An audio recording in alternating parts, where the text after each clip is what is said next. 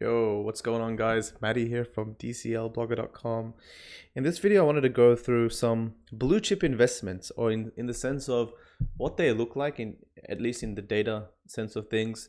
So the more investments in the NFT space that you're going to be holding for 1, 2, 3 years, right?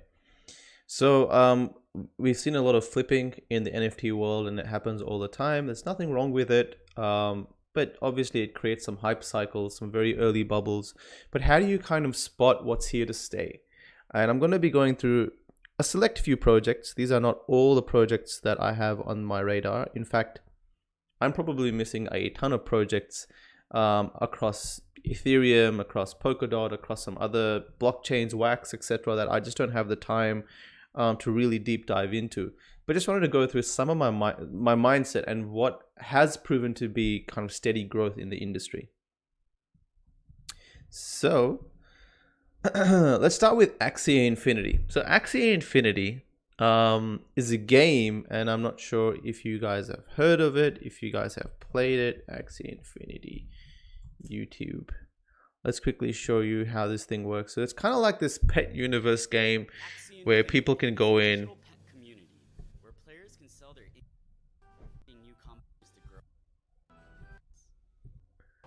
You can battle them, right? So you got like this 3-on-3 battle. And anyway, they've been around for 3 years. Okay, Axia Infinity has been around for 3 years. So people have been, they're one of the OGs in the space. So there's a ton of Axies. There's like 17,703 Axies for sale. If I click all, I think there's like, yeah, 250,000 Axies. So when you're investing in something, what I look for in projects is a hard cap, in the sense of there's a very limited amount and no more can be minted, and the demand increasing over time. So with Axia Infinity, you can breed these Axies to make more Axies, and therefore the supply isn't limited. Although there's a special class of Axies referred to as mystic Axies. So back in the day, 3 years ago, when anyone would have participated in the pre-sale and you purchased one of the Axies, you had a chance of any of your parts. So like if you click on these Axies, you can see that they've got different body parts, and based on those body part combinations, you have different card sets that give you different cards to play when you're battling them, right? So based on that, it gave you a special Axie, one being Beast, Aqua, Plant, etc. category. But you had a chance of having any of your parts be Mystic. Now, in some cases, you can see here from that pre-sale, 1,141 of those were mystics. I at least had one part mystic. And then if you go to number 2, so at least 2 part mystics, 213 Axies had 2 parts that were mystic. Then you go number 3, and then suddenly you only have 19. You go number 4, which is like a quad mystic. I believe that these are the rarest in the game. I don't think there's a quintuple or a mystic, 5 parts mystic. So if you pulled one that had 4 parts mystic, that was a big deal. Extremely rare and extremely lucky to do. So generally speaking, so there's no more mystics that you can do. If you breed 2 mystics together, 2 mystic Axies, you cannot make another mystic. It just makes a regular Axie. And so these are kind of seen as the blue chip, the investable part of Axia Infinity universe, because there's a limited amount. There's no more that can be minted since those last 3 years. And so as the user base grows, and that's what I keep an eye on with Axia Infinity, is that I'm always checking out like how many users are coming in the growth of the user base. So 17,630 DAUs across Android, blah, blah, blah. And I've been tracking them. I know when they hit 1,000, 5,000, 10,000. I know it's increasing. And for me, as the user base increases, it's only logical to think that the demand for the collector part of the game, Axia Infinity, increases. If you scroll up a little bit, I think they had a chart on the search. But anyway, you can just see that overall the current holders chart is also increasing. from, I think this is Axie buyers. So there's like 30,000 people now that own an Axie Plus. There was a really cool Google Trends image that showed you that people searching for Axia Infinity is also going up to, some crazy highs. But anyway, there's proof there that the user base is increasing. They've got their land gameplay coming up where you can take your Axie in like this MMO style world and you can do quests and stuff. And also, so the user base is increasing, and so the demand for the limited edition collector Axies will increase. That's what I thought would happen, right? And so that's what's been happening. And here's a really cool graph, and it tells you the normal Axies. So that's orange. You can see them not really increasing. They're just a straight line because you can continue to breed them, right? They're not seen as collector based. They're seen to play the game. But the purple, which is the origin Axies, are any Axies that were pulled from the 2017 pre-sale or 2018 pre-sale. So whether they were Mystic or not, you can see that they increased. But the Mystic Axies, the green ones, you can see that they've increased quite a lot. So they went from 0.62 Ethereum back then. You can see them steadily increasing. They've hit 1.75, the green Mystics. I think this is floor price. 1.5, 1.4 Ethereum, around 2. And then suddenly over here, they went to 3. They went parabolic. So I kind of bought about 8 of them for about 3 Ethereum each, somewhere over here. And you can see they kind of went parabolic, right? They hit 10 to 11 Ethereum at a point. They've come back down to 4.4. But you can just see that over time, as the user base has increased and the user base went parabolic somewhere here, and so did the demand for the Mystic Axies, right? So that's what I mean by an NFTs where they are kind of, the demand is increasing over time. So in games, early NFTs, collector NFTs, maybe there'd be special skins like those in what was it called? What was that? Block Party, Blanco's Block Party, where you had skins that was specifically available only to those that participated in the early skins that came out during the beta. If you bought them, if the game continues to grow now, and that's when they're going to launch, and then if we see user base increasing, then it's only logical to think that the demand for those early skins will increase. So I look for games that are coming out that now Axie has had a lot of time to mature and grow its user base, and it had its times where it had stagnant growth and it's a very slow, stable growth. And now we're kind of seeing this. But in the early days, when a game project is new, you're really taking a high risk in investing in the early projects, early NFTs. So at any given time, if you want to get in early, it's always that high risk way. It's a new game. That's cool. You don't know how the team's going to deliver. You're always taking a gamble on whether you think it's a good investment or not. But now over time, 3 years down the line, we've seen that it's been growing stably. So that's, I let the thing go for 1-2 years, and you can see it's going pretty stable and it's continued to grow. So why wouldn't I be part of this project? So currently, I think the cheapest is 4.5 Ethereum, which isn't too bad. I think it's not too bad. If I had some Ethereum, I would have picked up a few more, but I've kind of spent all my money on NFTs for this time around. All right, let's move on. Let's move on before we spend too much time there. So Nifty Gateway, and let's go into the art realm a little bit. Now, I'm a little bit hesitant to kind of tell you blue chip artists and kind of use those words around artists, because all artists are amazing. They're going to continue to grow. But what I'll be looking at is the data. What's the data telling me? So if I search Beeple, so we all know what's going on here. So CryptoWhitepulse.com is a website I made with my co-founder, and it's really just for me to search like artists and sales and just get this feed. This is what I look for when I'm investing. So I kind of made it, and then I was like, oh, screw it, let's just put it all public, let everyone use it, and let's make it some sort of a website. Oh wait, maybe because I clicked super right. So if you search Beeple, and we all know Beeple came and did a drop, which at that time, at the time of doing the drop, no one really knew how iconic it was going to be. But the fact that it just blew every record out of the water, and suddenly, it was doing it did $3.5 million in sales. It set the trajectory for a lot more people to come and get involved in those open editions. It was the first time open editions for 5 minutes was implemented on Nifty Gateway. And it was, when you look back in the history of this space, I kind of think, okay, what's an iconic time? Okay, what was an event that happened that everyone paid attention to? Because those are the events that reached everyone, and everyone gives it value, whether they invest or not. In their mind, it's a valuable event. So he dropped these pieces where you could have purchased. You can there were 3 different pieces you could have purchased. So there's this Pikachu one, then there was this Bitcoin Bull one, and then there was this Into the Ether. And for 5 minutes, you could have bought however many you wanted. So you can see 207 people bought this, 123 people bought this one, 271 people bought this one. And they originally sold for, I think, $969. I don't know why this is giving this result. I think it's the Ethereum USD conversion and how it happens. So if I scroll down, and in the very early days, you can kind of see in December, let's kind of keep scrolling down. All right, so somewhere in, December. All right, well, they sold for this. This is when the drop happened, December 12th.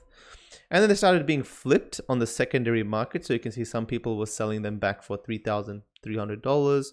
One guy did a quick, there was one release that he did for $1 a piece. And so they were kind of being flipped real quickly for $3,600, $3,000, around the $2,000 to $3,000, and people were like, oh wow, I can quickly double my money. So pretty much that same day, you can see December 12th, they were flipped. But if you keep scrolling up, you can see they're steadily growing. All right, we start to see $6,000 sales, $7,000 sales. December 14th, a couple of days down the line, 8,500. We keep going up. Keeps going up and down, 4,000, 5,000. We're in Jan 7th right now. 10,000, 14,000 in February, 14, 10,000, 7,000, 14, more 10,000, 16,000. And this specific piece, guys, was Beeple's first drop. So Beeple came in, this was his actual second drop where the open edition one was. But this is his first drop. So if you go to Nifty Gateway, and we open up Beeple, hope it doesn't crash my computer because it normally does. His first drop of 100, he released for $1 a piece, and then people quickly bought them and then started flipping them almost immediately. And right now, because it's the first open edition, not open edition, but limited 100 of Beeple that was ever released, it kind of has value in that sense that no matter how much Beeple goes on to release, that first set will always have value, at least how I think it works, right? So the first is always the collector part of things. And that's what I've noticed being part of these ecosystems, is that whether it's a game or someone's art drop, no matter how famous that artist becomes, the first drop is always the one that continues to appreciate. The later drops, maybe they go big or they go up or down, who knows? But the first is always the iconic kind of, that was, the first. The lowest price right now for this is $30,000. For this specific one, okay, politics is bullshit, it's called. $30,000 is crazy. I mean, look, you can see here they were selling for 16. So one sold for 20,400 on Feb 9th, a couple of days ago, and I think that's the last largest sale. And yet, $30,000 for the cheapest one. I think we give it a month or two. I think it might see $100,000 a minimum sale on this one, right? And Bull Run as well. You can see that one if we go to the cheapest. I think it was this one. Okay, so the open edition, you could have got any of these 3, and you go to the lowest price. You can see the lowest price for any of them, whether it be Into the Ether or Bull Run. I don't know why they're not loading the images. Cheapest one, $17,000. And you can see here that back in the day, like before February, you could have bought these. Well, even, in Jan, you could have bought them for like $8,000, $7,000, $8,000. And the cool thing is, as well, is I look at the owner, I see who's buying it. Is it the same person? Did the same person come and buy all of them? If it's the same person, that's an issue, because suddenly one person owns like 50 of them. At any given time, he can just sell for that 50 and dump on the market. But if it's new people buying them, then I kind of think that every new person that comes into the crypto art world does their research. They want a Beeple piece. They look for what's available, and then they purchase at least a Beeple piece, because if you're in the NFT art scene, Beeple at a certain time had a lot to do with the pivot to what we did in on a large scale. But before that, we had multiple artists doing massive things. But it's just that when you get in here, you look at this and you're like, oh, the Beeple drop was iconic. So you grab one, and it's just getting rarer and rarer to grab one. So again, it's had time to mature. It's had December, Jan, Feb. It's only been 2 months, and it's gone up like 15 to 20x in value. Now, I don't know if it'll keep going up. It seems like it will. The data says it will. But this seems to me like a blue chip kind of piece of art, or at least the investment part of it. And there's also multiple different artists that continue to go up. I know, again, I don't want to do multiple artists I don't want to start, have biases on artists, because they're all doing really, really well. No, I don't know why it says $0 here. There's obviously some issue. I think it picks it up when it's minted and sent to your OpenSea. But anyway, and then who else do we have? So if we search Ferocious, you can see Ferocious's art. The super rare ones are going up in value. So you can see the recent sale. Back in the day, the sales were $7,000. It's quickly $15,000, $40,000, $36,000, $57,000, $75,000, and then recently today, or was it yesterday, we had a sale for $44,000, one of the earlier pieces. So it seems like the artist is increasing in value. The demand is increasing in value, and as Ferocious continues to grow the career, people will continue to buy those one-of-one editions. Now, that doesn't mean all of Ferocious's art is appreciating in value. You can see these ones. So moving on, this one that I don't know how many were minted for this, maybe 100 or something. I have to check. But you can see that in some cases they went up in value. In some cases, people sold them at still an even price.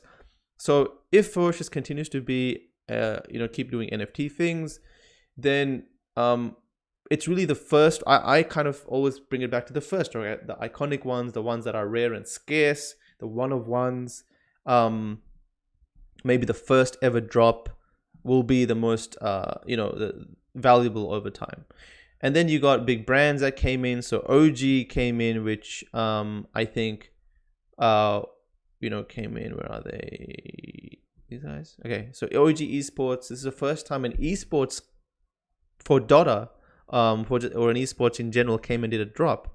NFT drop. So I think these might be iconic when multiple esports come and start selling NFTs. When they look back in the history of esports in the NFT world, they'll look at this and be like, well, these were iconic. So these are much cheaper. $100, I think the cheapest one is. I think it's even cheaper than that. I think it's like $70. And there's 1,000 of them, I believe, around that number. And each color has a different scarcity amount. So that's okay. So that might be something that over time. So again, it's looking at the snapshot of the historical time of that specific industry, and then seeing the trajectory and thinking that, okay, if esports continues to be a thing in the NFT space, and they look back to the first minted esports related NFTs, they will see this. So this might be valuable in the next 2 to 3 years. Again, we don't know until that time and data has passed us. When we look back, we can only predict what might happen if we're getting in early. Another one that's a really good one that's been appreciating a lot is Slime Sunday's first drop that he did. The Last Stand of the Nation State. So you can see this one sold for $40 originally. I don't know why it's saying 52. It's adding a 30% for some stupid reason. But yeah, The Last Stand sold for like $40 back in the day. Ages ago. And you can see from Jan, it went for $400. It's going for 500, 400, and recently it's starting to go for 800, 1,000. We've seen a couple of $1,000 sales. If you check Nifty Gateway, you'll see them at $1,000. So that's kind of continued to grow over time, and it's had 2 to 3 months. So you can check, take your time, go to CryptoPulse and check all these artists, their work, and see what's appreciating over in time. You can go to Nifty Gateway and see each one of these, and you can invest accordingly. Okay. All right, move on.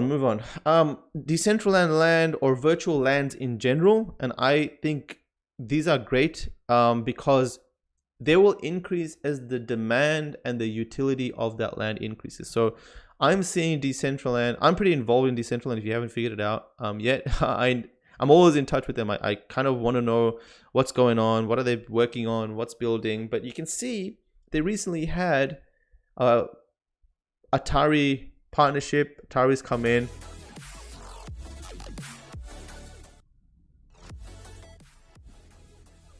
Launched a retro arcade. If people like Atari are coming in, then I feel like that will give more demand to land. Right now, there's 45,000 land pieces, guys. So it slowly increases as the demand comes in, and it's also mana also fluctuates widely. So mana's gone up from like 8 cents to 25 cents, and so people get a little bit edgy because suddenly that 8,000 mana has gone from, you know, $640 to $2,000, and they're like, well, I'm happy to drop it to 7,000 mana or 6,000 mana because I'll get $1,500. That's more than the $640 because the mana value's gone up. So sometimes, in terms of mana, lands go down in value, but in terms of USD, they've been almost always appreciating in value. Now, there's a fixed supply of land in Decentraland unless the community votes that land needs to be increased. But and this is also why it's necessary to understand the history of projects, because back in the day when Decentraland first ran their pre-sale, they sold 120 million mana worth of land, and then the marketplace opened up, and you can see people started to trade among each other. Right, people started to trade among each other. In September, some massive whale came in, bought up a bunch of land, and that set the trajectory, and people started to buy land like crazy. And I think the land went from like 7,000 mana all the way up to 15,000 mana being the cheapest. But then as the next, what happened was another auction took place where Decentraland sold 9,486 land pieces, which was the rest of those that were not sold the first round. So they didn't introduce more land, it was just the unsold land from the first time around. So that came in, they did 112 million mana worth of volume, and then because there was more land added to supply, land went down in value to around 10,000 mana, and then that whale ended up dumping a lot. So it's back at 8,000 mana ish, and it's slowly increasing. And if you go to Decentraland, you can kind of see that, you know, it's slowly increasing. About 15-20 lands later, you'll see it almost at 10,000 mana back again, 12,000 mana. Start hitting numbers like that, it's going to start getting a bit out of control, because suddenly 12,000 mana is like $3,000 for one single parcel of land. But again, the reason why I have faith in Decentraland and other virtual worlds is based on the community and the size, how much people are building there. So there's been about 80 to 100 galleries that have set up shop in Decentraland over the last 2 to 3 months. We got projects like Atari coming in. We got like 15 to 20 other projects in the pipeline that will also launch, increasing the user base. We've got massive updates happening to their UI and their onboarding, the builders being taken in world, and all sorts of things are happening. So it makes sense to me on a utility basis that these might increase in value. Now, that doesn't mean you come in and buy a land for 50,000 mana and suddenly you have a good investment. Obviously, you need to buy it at a good price point, and that's the key with Decentraland, is that, you know, based on your location, that's where the demand is. So this one seems really nice. It's in between certain districts. Again, these are in between certain districts at a cheaper price, 9,900. The cheapest ones are kind of in the middle of nowhere, or at least really far out. You can see this one gets a little bit closer to a district. So it matters, but I guess you're safest if you go for the cheapest. But yeah, that's something that's an interesting part of investing. One NFT project. So there's other virtual lands, like a virtual land projects, like I mentioned, right? There's Axia Infinity, which has been going up quite a lot. But with Axia Infinity, they've only sold 1 quadrant of the 4 quadrants. So there's another 3. So what I've checked so far, maybe it's changed. There's 3 more quadrants worth of land to release in Axia Infinity. With Sandbox, there's still like tons of land they still have to release to hit the hard cap, but there's a total hard cap with Sandbox land. So if you can get in, it's still good long term, 2-3 years, because it looks like it's going to be a great project. I believe Cryptovoxels are still minting new land. That may have changed again, but they have a center, I think it's called Genesis, but that one's a set amount, but they're minting new islands. So that's an unlimited amount. That's not scarce in that sense, but there's still like if demand is quicker than the release, it will go up in value. And then you've also got Somnium Space, which I think is 5,000 cap land, which I don't think they've hit yet. So there's still land that needs to be minted. But it gives you an idea. So with Decentraland specifically, because it's hard capped, there's no more land that's going to be introduced. It's easier for me to figure out, how to invest. Because with new supply, I personally don't know how to invest on things that continue to add more supply, or supply hasn't been fully introduced yet. So that's that. Then we have CryptoPunks. Now CryptoPunks has gone wild over the last like 3 to 4 months, 3 to 6 months. It's gone ape. It's gone bonkers. Like back in the day, you could have bought them for like average USD price, $150. Now the cheapest one's like 10K. That's also got to do with Ethereum going up, because even though it's kind of like I think the cheapest one selling for is like 5.56 Ethereum, 3.55 Ethereum. Some of these, that's still, 3.55 Ethereum is like $6,000. So CryptoPunks has a history of appreciating in value. I mean, no one can deny that. Even before this, it's been appreciating in value quite a lot. And it's always stayed relevant. Now, CryptoPunks is the first set of 10,000 NFTs ever to be released on Ethereum. So that's where it gets its value. If it didn't have that, it wouldn't have had any value. And now I guess the larger the community gets, the stronger its narrative will become. And if I kind of am like in this middle part of with CryptoPunks, I'm like, should I buy some? Should I not? It looks overhyped. Is it going to be relevant when there's like 5-10 blockchains along with Ethereum, like Dot, Cardano, etc., that have great NFT projects on them, EOS? Or like, will people care about these when, there's millions of people playing World of Warcraft and that sort of stuff? Will they look back and be like, oh, I want a CryptoPunk, when there's millions of there's hundreds of other games to participate in? How will they stay relevant? And as a collector item, they may stay relevant, but yeah, it's an interesting one, because as this place scales like 100 times its current size, will people still be that into CryptoPunks? NBA Top Shot, lastly, again, I did go through like the hype cycle. So with NBA Top Shot, or with any new project, we kind of have this boom peak and then this kind of slowdown period. It looks like we're kind of in this slowdown period with NBA Top Shot.